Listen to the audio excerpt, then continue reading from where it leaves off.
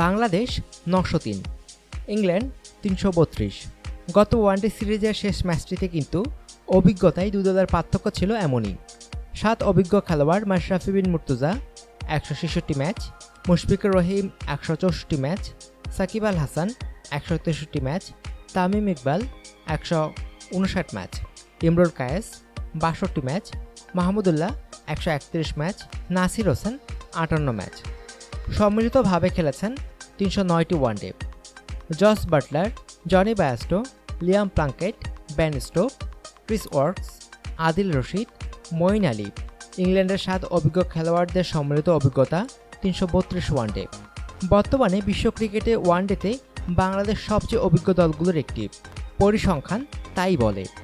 গত জানুয়ারিতে সর্বশেষ ওয়ানডে খেলা ভারতীয় দলের সম্মিলিত অভিজ্ঞতা ছিল ৯৪২ ওয়ানডে। ওয়েস্ট ইন্ডিজের বিপক্ষে সর্বশেষ ওয়ানডে সিরিজ খেলা পাকিস্তান দলের সেটি ৫২৫, ক্যারিবীয়দের অবশ্য ৬৮৬। নিজেদের সর্বশেষ ওয়ানডেতে দক্ষিণ আফ্রিকা দলের সম্মিলিত অভিজ্ঞতা ৮৩০, অস্ট্রেলিয়ার ৫০৫, শ্রীলঙ্কার ৫১২। নিউজিল্যান্ড সর্বশেষ ওয়ানডে খেলেছে গত জানুয়ারিতে, তখন কিউইদের সম্মিলিত অভিজ্ঞতা ছিল ৭৬৬ ম্যাচ। সবচেয়ে অভিজ্ঞ দল তো বাংলাদেশই। দেশের মাটিতে বাংলাদেশের টানা ৬টি সিরিজ জয়ে সবচেয়ে বড় ভূমিকা রেখেছে মূলত অভিজ্ঞতাই। মাশরাফি, সাকিব, তামিম, মুশফিকদের মতো অভিজ্ঞ খেলোয়াড়রা গুরুত্বপূর্ণ অবদান রেখেছেন মুহূর্তেই ম্যাচের ছবি বদলে দিতে। সঙ্গে তারুণ্যও ছিল। অভিজ্ঞতা ও তারুণ্যের বেশ ভারসাম্যপূর্ণ সমন্বয়ে গড়ে ওঠে বাংলাদেশের ওয়ানডে দলটি। কিন্তু টেস্টে অভিজ্ঞতার বিচারে ক্রিকেটের বড় দৈর্ঘ্যে বাংলাদেশ পড়ে আছে পিছনের সারিতে। বাংলাদেশ টেস্ট মর্যাদা পেয়েছে ১৬ বছর।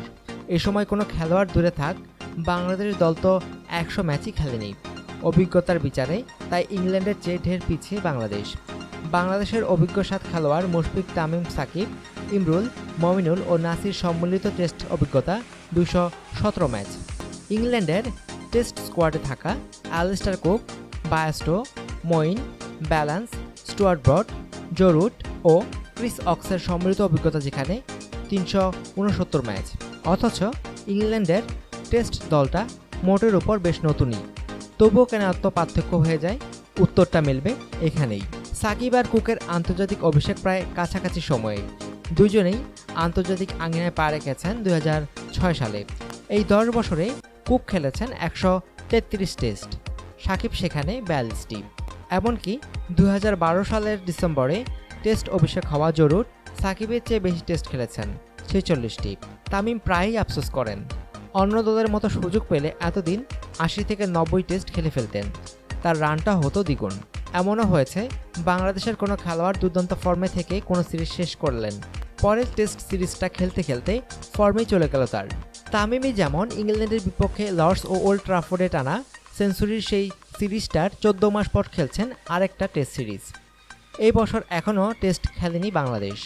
বছরের শেষের দিকে এসে ২টি টেস্ট খেলছে। ২০১২ সালেও এমন মাত্র ২টি টেস্ট খেলেছিল বাংলাদেশের পুরো বছরে।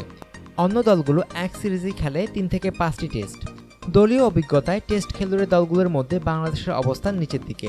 ভারত সর্বশেষ যেই টেস্টটি খেলেছে সেখানে তাদের একাদশের মোট ম্যাচ খেলার অভিজ্ঞতা ৩৫২টি, পাকিস্তানের ৩৫৩টি, শ্রীলঙ্কার ২৯০টি, অস্ট্রেলিয়ার ২৭৮টি, দক্ষিণ আফ্রিকা ও নিউজিল্যান্ডের ৩৪৪টি করে। সাকিব, মুশফিকরা ১০ থেকে ১২ বছর ধরে টেস্ট খেলছেন, তামিম, ইমরুল, মাহমুদুল্লাহরা ৮ বছর ধরে। তবু বাংলাদেশের সর্বশেষ ১৪ জনের যে টেস্ট দল দিয়েছে তার মোট ম্যাচের সংখ্যা ২২৭টি। এই স্কোয়াডের ৮ জনই ১০টির কম টেস্ট খেলেছেন, ৪ জন টেস্টই খেলেননি।